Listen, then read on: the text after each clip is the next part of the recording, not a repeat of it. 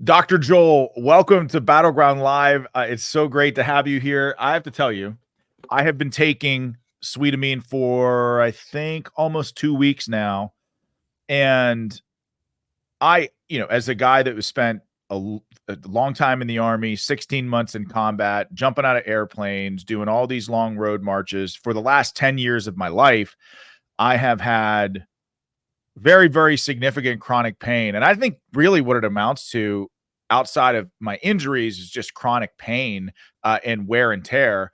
But I've been taking this for 2 weeks, and I'm telling you, I've been trying to tell this to my viewers during the weekly show, but this stuff really works. I've had almost 100% decrease in chronic inflammation in my ankles, knees, lower back, wrists, and I can't help but credit Sweetamine for that. Right. Well, what it does, Sweetamine is basically the amino acid glycine and a couple other things in it to make it taste more like sugar. I formulated it as a sweetener because most people are deficient in glycine, but glycine is a bulk nutrient. It's not like a vitamin or a mineral that you need milligrams or micrograms every day. You need grams every day. You need about 10 grams every day, and the diet usually supplies between 2 and 3. So you need more. You may wonder why we're so deficient. There's reasons for everything. The reason for this is that the typical American diet in recent years has been more and more high protein, meat, fish, and poultry. And the processing we do to it, the worst processing is to cut the muscle off the bone and throw the bones in the trash instead of the soup. Because it's the collagen, the protein from the bones and the connective tissues, which has most of the glycine. And the muscle meats have another amino acid called methionine, which you now have too much of, and your liver gets rid of most of it. But in order to get rid of the methionine, it uses up glycine in about a 2-to-1 ratio. So you end up, even though you have a high protein diet and you have more of all the amino acids than, say, a vegan would in his or her diet, you end up with less glycine in your blood than vegans do. So that's why so many studies have shown, animal protein's bad for you. Be a vegan, live longer, get less heart disease, get less cancer. The big flaw in all of that research is when they say animal protein, they're leaving out the bones and the connective tissues. They're leaving out the collagen, because when we eat animal proteins, we usually don't eat it or eat very little of it. Wow. So this is really it's the way to get the active principle of, bone broth or collagen, which really do work. But the active principle is that one amino acid called glycine. And what it is, to get back to your original question, what it is the substance that your body needs in high concentrations to control your immune system. So that when you have enough of it, guess what? Excess inflammation, inappropriate or excess inflammation stops, all of it. You said almost 100%. That's right. The actual present inflammation that is not supposed to be there all stops. And that's why within a few days, most of whatever pain you have that's actually due to ongoing inflammation will stop. Whatever may be due to damage that's been done over the years may take some time to heal. But once the inflammation stops, healing can begin.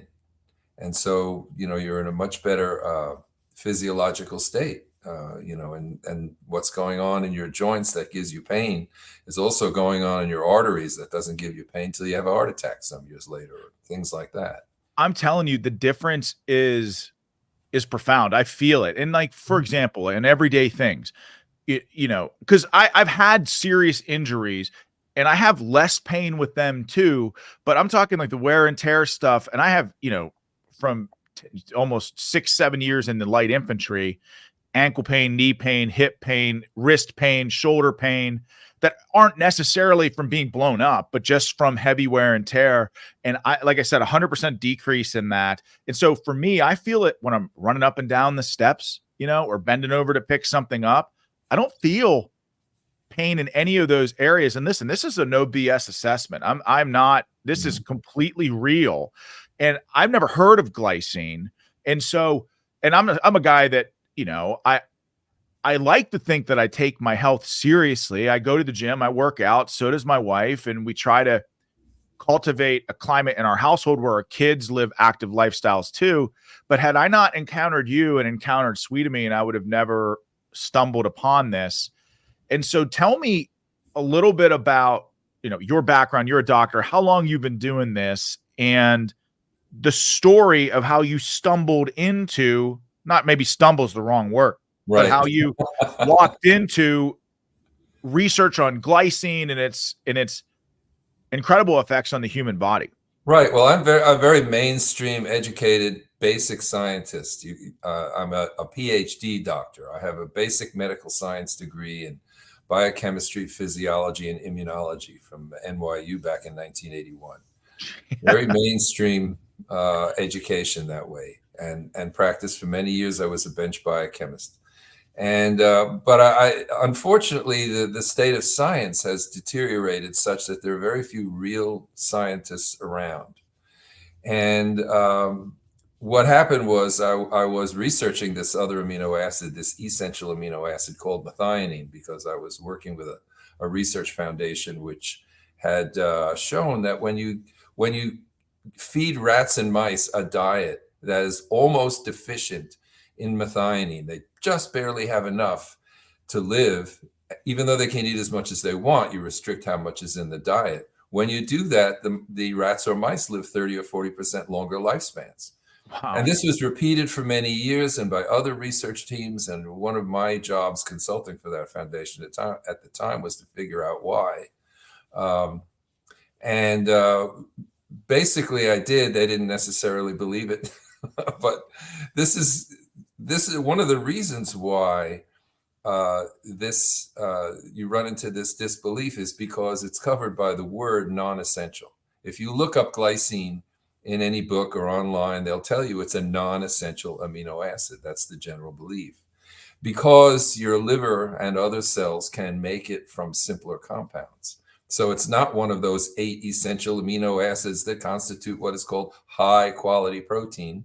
This is gelatin, which is collagen, low quality protein, because you don't need it. It is non-essential for making protein. Glycine is one of those amino acids, one of those Lego blocks that are used to make protein.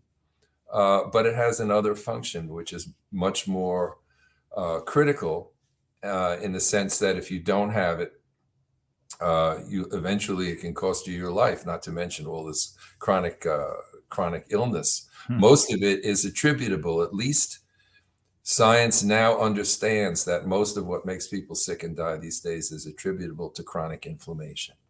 What they don't understand is that glycine is not non-essential. It is conditionally essential for the functioning of the immune system.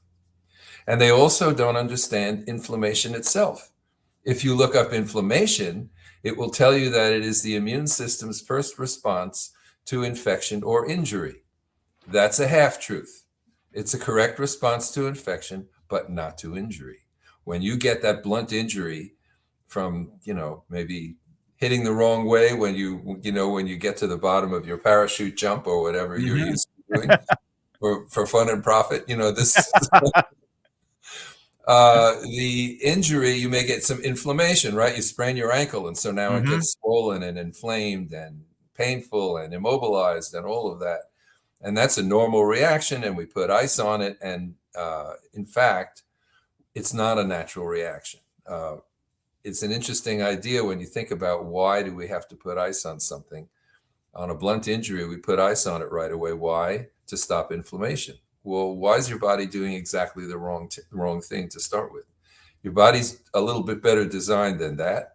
It does the right thing in response to infection. So why is it doing the wrong thing? Well, if it's malnourished, if it's missing this key amino acid that regulates the immune system, then everything goes haywire. So the immune system, which is the system inside the body that protects you from illness, from bugs out there that could get in and kill you, it's the first response.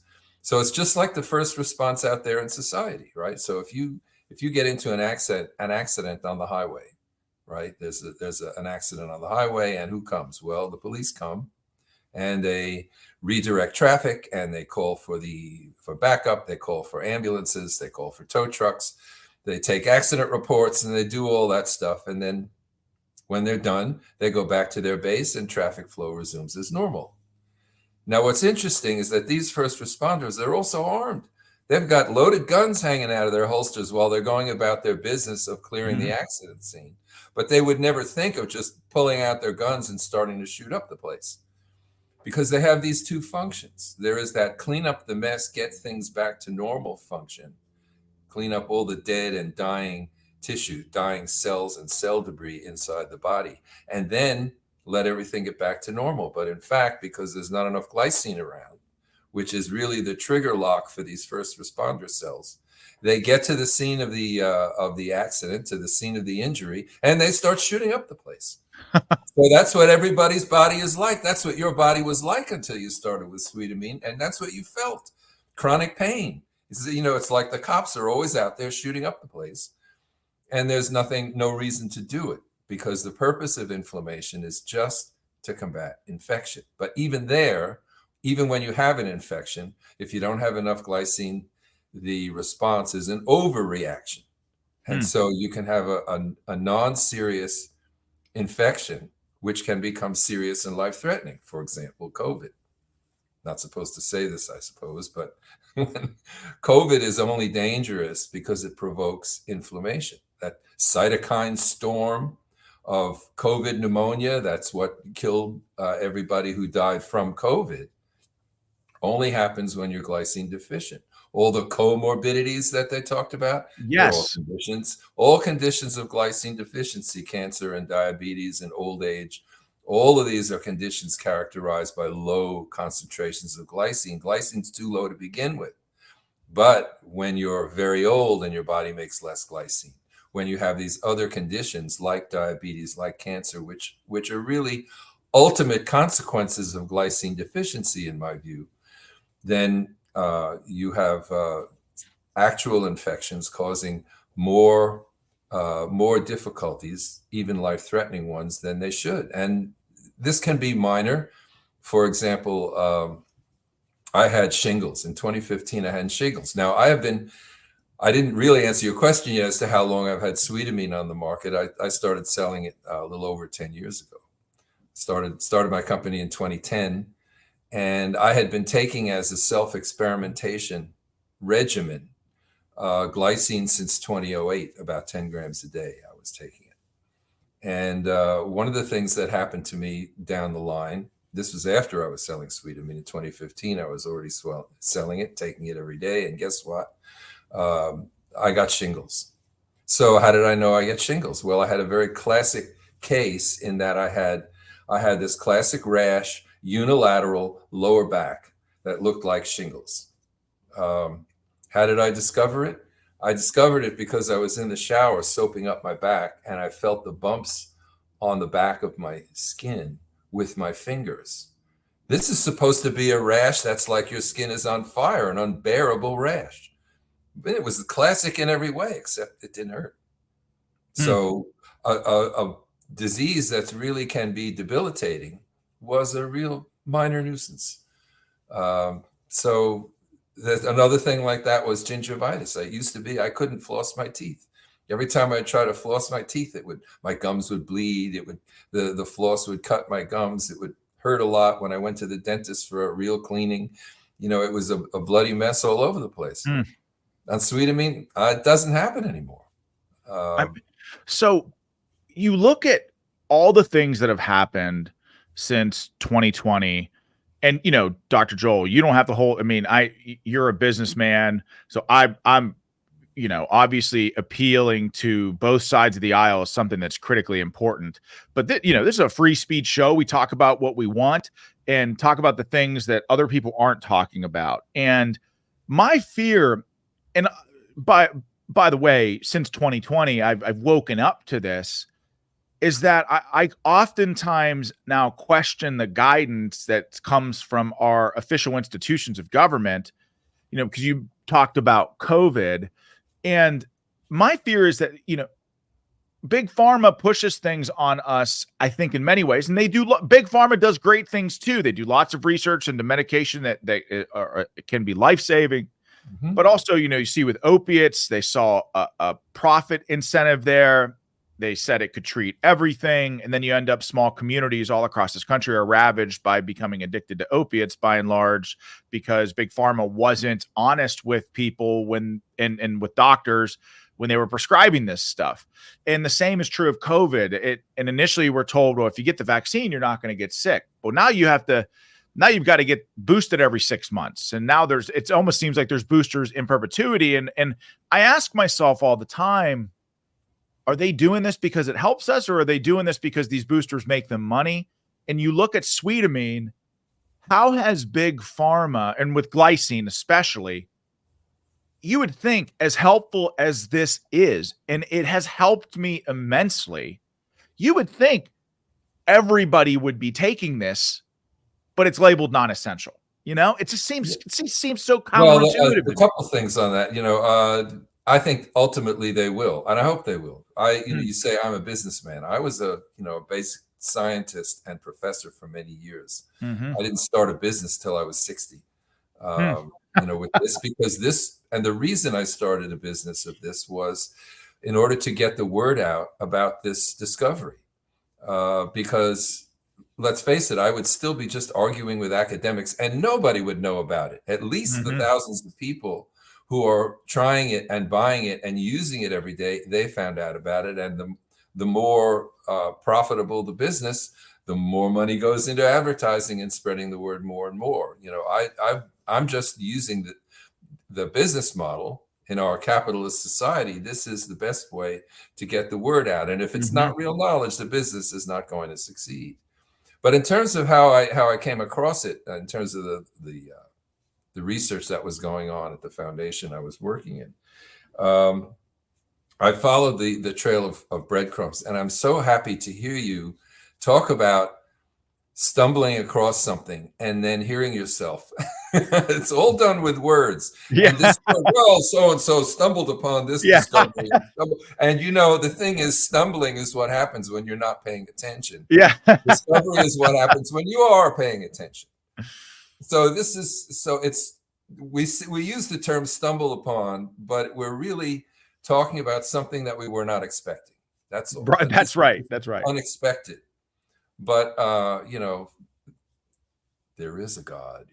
Things do happen for a reason. The whole idea is we say things like, wow, what a discovery. What are the odds? Well, things don't happen because of the odds.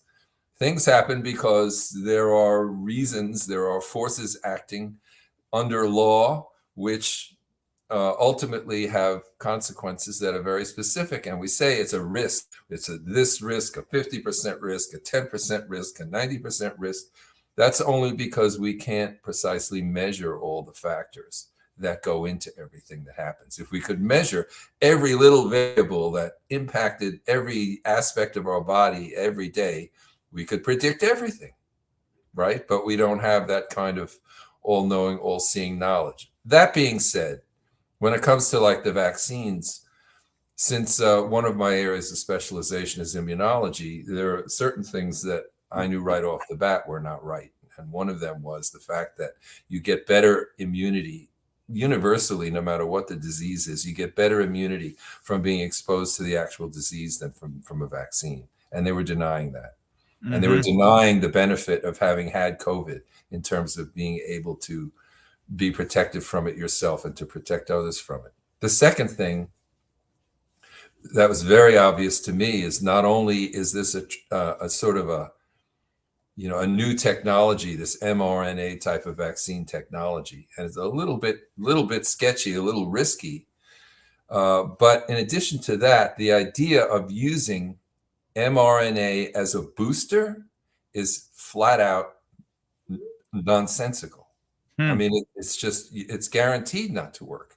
You're either going to get both tolerance and worse disease, because all you're doing is when you immunize somebody against some chemical marker of a bug that could get in and kill you, you're training your immune system to recognize that, like you would train a drug sniffing dog, right? You train your immune system to recognize that thing and to go after it specifically. Well, with mRNA technology, what you're doing is, instead of injecting that substance, that foreign substance, you're injecting the information so that your own body cells can make that substance. So you don't need the virus. All you need is the DNA sequence. And now your body can actually make that spike protein of the virus, which is, as I say, it's a little bit tricky. It's like now you have all kinds of cells in your body are picking up this mRNA and they start making this spike protein. Well, so your immune system will make antibodies to it, at least the first time. But now, once you use it as a booster, you're now getting your cells all over your body to make a substance that your immune system already knows is something to be attacked. So if your heart muscle starts making spike protein, guess what? If your brain starts making spike protein, if your voluntary muscles start making spike protein. So there is something fundamentally flawed about the reasoning in using it as a booster. And once you have this vaccine, say, oh, as a booster, we'll just cut the dose in half and sell just as much as a booster. And somewhere along the line, these immunologists, even though science, as I say, has deteriorated a lot, somewhere along the line, somebody knew that this was just a really, really bad idea. There is no good reason to use an mRNA vaccine as a booster. It just makes no sense. Dr. Joel, is this why when you say okay, so you get the mRNA, the spike protein is in the body, and by the way, forgive me if I get the nomenclature wrong on this stuff. I'm by no means an expert. That's your lane. But when you get these boosters, you just inject more spike protein into the blood. And when you talk about the heart muscle creating this spike protein and the body attacks that as inflammation, is that what is understood as something like myocarditis? Well, that's not even inflammation. At that point, the body will attack that because it's already been trained to attack the spike protein specifically. That's beyond inflammation. That's a specific response. Remember, inflammation is the first response, non-specific, where your immune system goes after whatever is there because it doesn't have the time yet to mount a specific response. I was talking about, boosting after you've already trained the body to do that. In terms of inflammation, the spike protein itself makes COVID, even before the vaccine, makes COVID life-threatening because it can provoke inflammation if you don't have enough glycine around. If the cells in particular in question are called alveolar macrophages. They are the cells in the lungs that cause this cytokine storm of COVID pneumonia that kills people. Okay, that doesn't have, if you have that's inflammation, non-specific. Just the spike protein provokes that. So it provokes inflammation.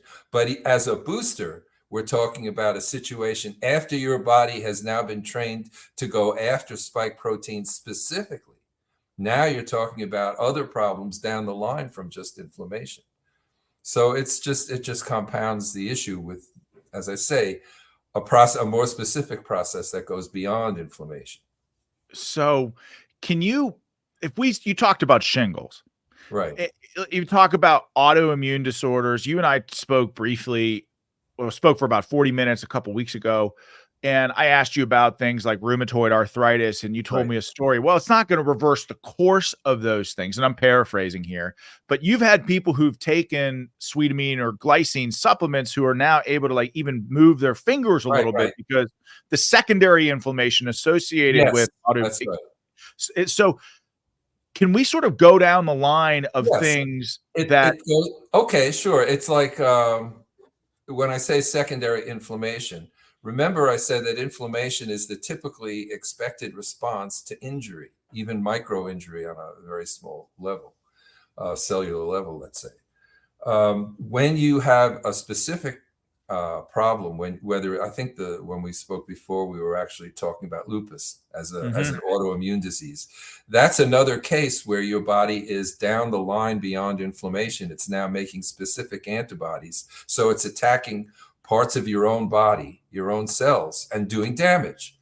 But that in turn, that damage, when you have, let's say, a what they call a spike or a flare up in one of these conditions, when you ever you have a flare up of that specific autoimmune response, secondarily, you get damage, and that damage provokes inflammation.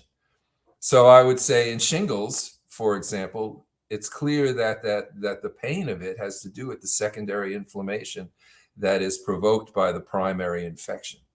And that, so it can be infection, it can be an autoimmune disease. Wherever there's damage, it will provoke inflammation if you're glycine deficient. Whatever the source of that, whether it's jumping out of a plane or getting shot, or any kind of injury or a micro injury just from a flare up of an autoimmune condition causing injury at the local site, that will cause inflammation unless there's enough glycine around to stop your immune system from doing it. And the reason I discovered this, just speaking of chance discoveries that are not really chance, I was doing, as I said before, an ongoing self-experimentation protocol with glycine, taking 10 grams a day of glycine. And in 2010, our daughter was getting married, and we had to finish fixing up the house and finishing the basement and stuff like that, and needed to go to Home Depot and get some sheetrock. Well, sheetrock doesn't fit in the car, so I go there with a straight edge and a knife and a tape measure, and I get up on top of the stack of sheetrock and measure it, cut a few pieces so that they're now small enough to fit in the car. And I was jumping up on top of the 4-foot-high stack of sheetrock in the Home Depot, making the measurements and cutting it and hand pieces down, and my wife, who was loading it onto the cart. And I stepped the wrong way, and I went right down directly onto my tailbone, 4 feet onto a concrete floor at the Home Depot. And it really hurt like hell for about 30 seconds. Then I got back up, and it still hurt, but I managed to finish what we were doing. That night we had tickets to a dinner dance, and we decided to go anyway. And then I felt like I could try dancing, and that was no problem. And the next morning I felt absolutely fine. And except I still had the evidence, because I had a huge bruise on my lower back, which persisted for a week or so.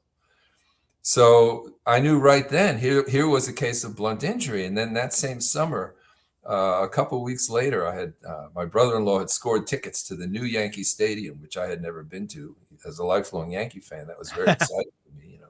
I never wore a baseball hat except when I'm actually playing ball. So I didn't wear a hat.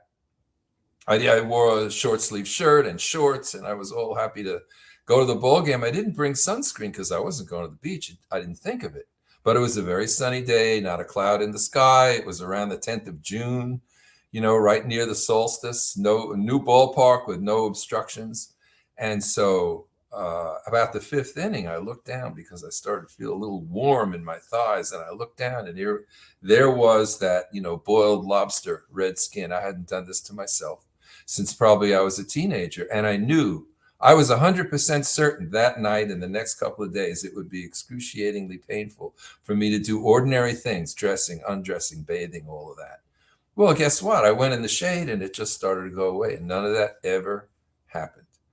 Well, I had also, a lot of my graduate training happened to be in the Department of Dermatology at NYU, so I knew something about the skin and knew that, that sunburn reaction, it's not really sun damage, it's the inflammation in response to the sun damage, because your body is designed to repair it. And you think, oh, your skin is very red. Well, that's nice that it's red. Well, once you're out of the sun, why should it keep self-destructing?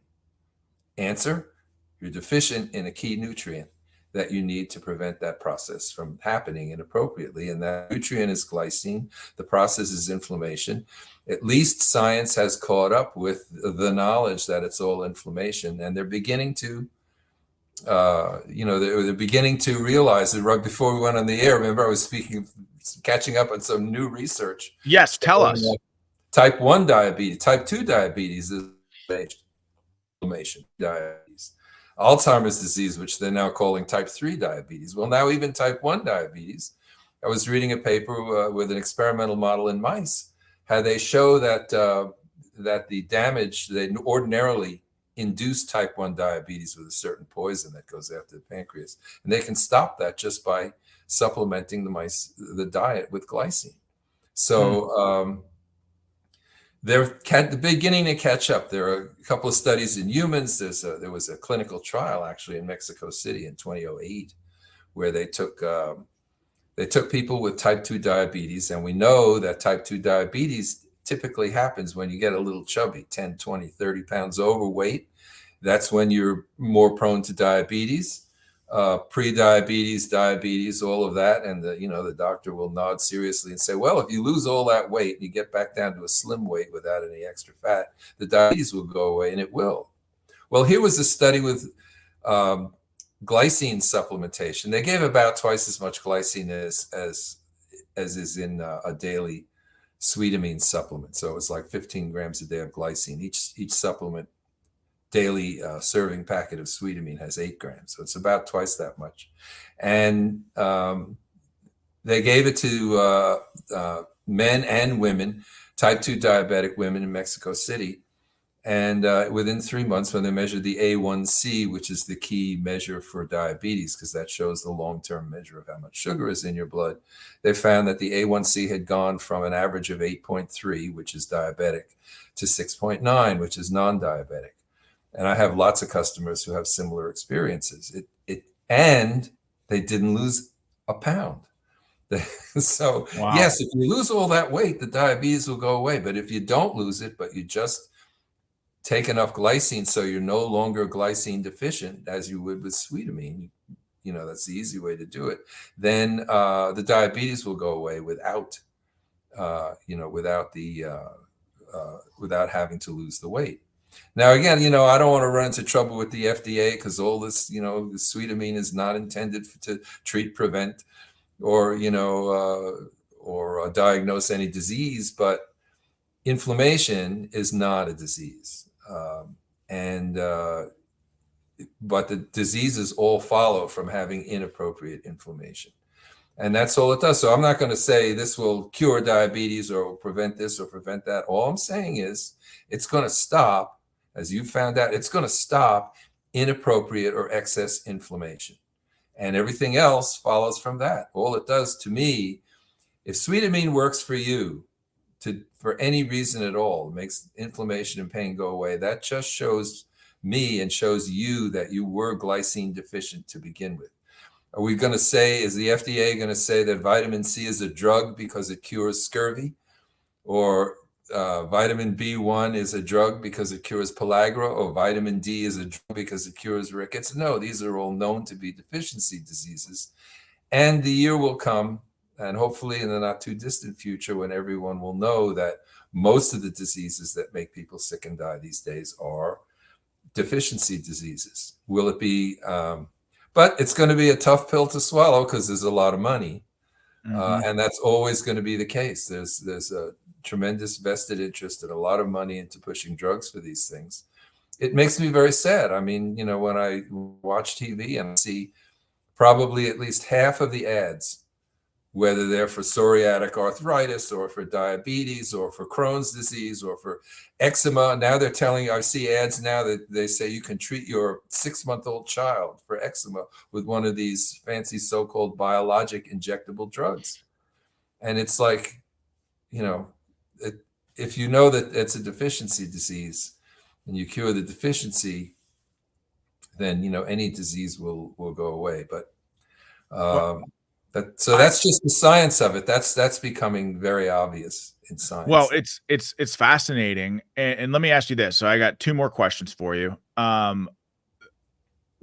Is a glycine supplement inappropriate for some people? Is it safe for everybody to take, or are there instances in your mind where you would advise people not to take it? Because I think sometimes people are like, well, is this safe for me to take? Well, I would put it this way. It's there are a small percentage of people who don't tolerate it well because this is a mixture of basically glycine, but it's what we call the free amino acid form.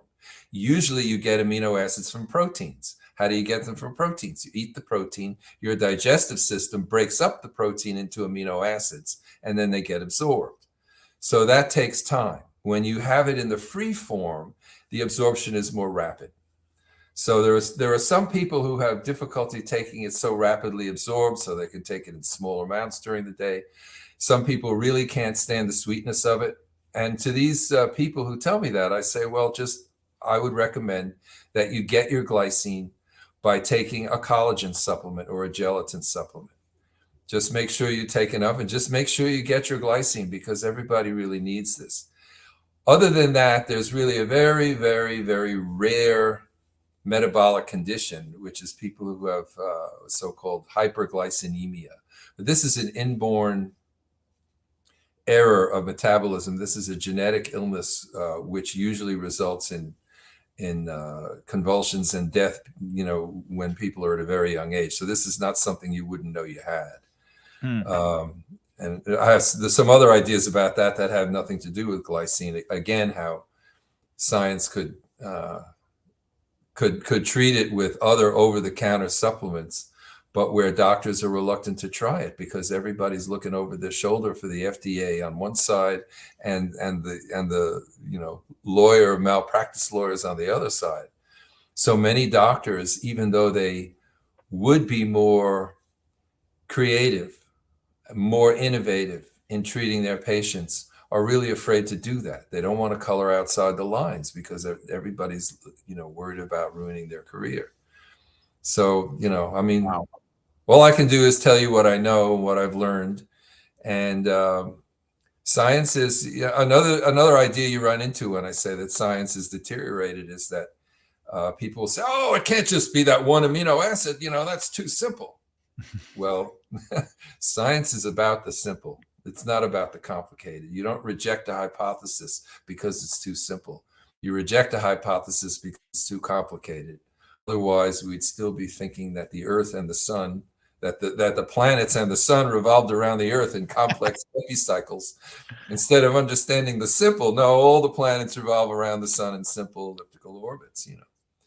So that's what I mean. Science has gotten so out of kilter. It's gotten so politicized now that, between big pharma and the government, you have to just, you have to learn a little science, read some basic, books about science, read some of the classical guys like Pasteur and Galileo and Einstein. Einstein actually wrote a few books that are very accessible to people.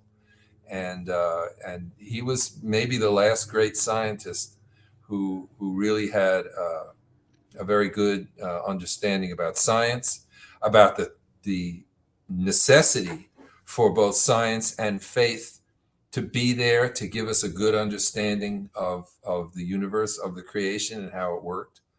I have on my off door. I retired in 2020. One of the reasons was because COVID made it so that you couldn't come in, in person. And once you could, you needed to be vaccinated. And I wasn't going to buy that.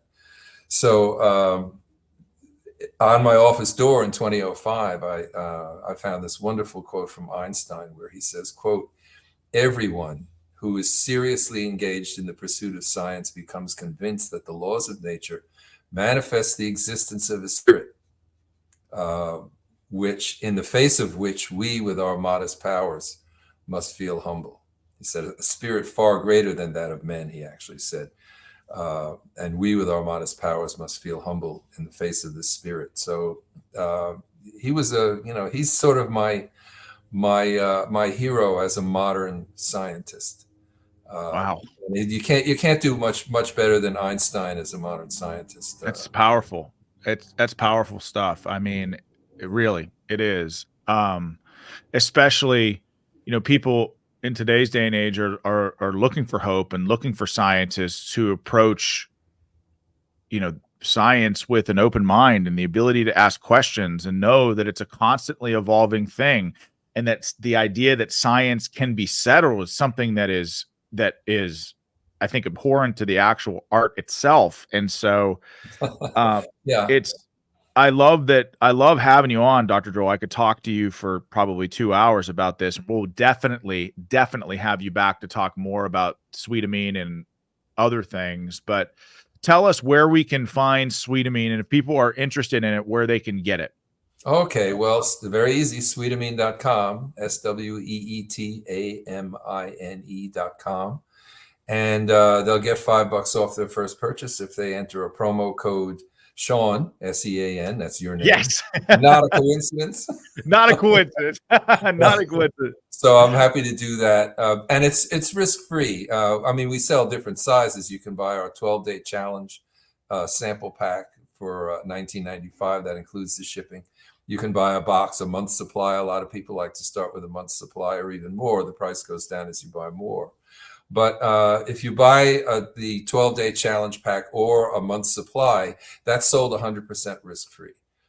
So you enter your credit card, you buy it, we ship it to you. If you don't like it for any reason, just say so. You get your money back. You don't have to return anything.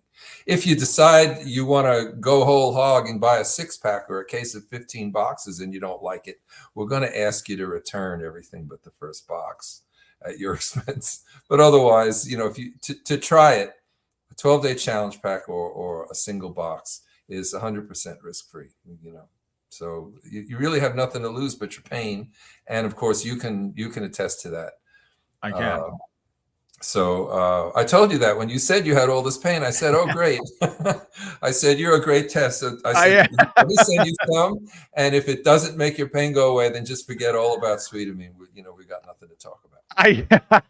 You did Remember, say I that. said that to you. I mean, listen, blown up, shrapnel, fractured skull way back in the day, rode more miles on heavy duty road marches than you can imagine up and down the mountains of Afghanistan. If it works for me, I'm pretty sure it's going to work for other people as well. And so, Dr. Joel, we're going to have you back, but thanks for joining us. And I hope people give Sweetamine a try and glycine supplements a try, because it really is life-changing. Thanks, Dr. Joel. Great. Thank you. Great to be here. God bless. Happy Easter. Right. It's right before Easter, even though it's right after Easter when people see this. Yeah. Happy Easter, and God bless you as well. And again, we'll have you back. Take care. Okay, thanks a lot. Okay. Bye-bye.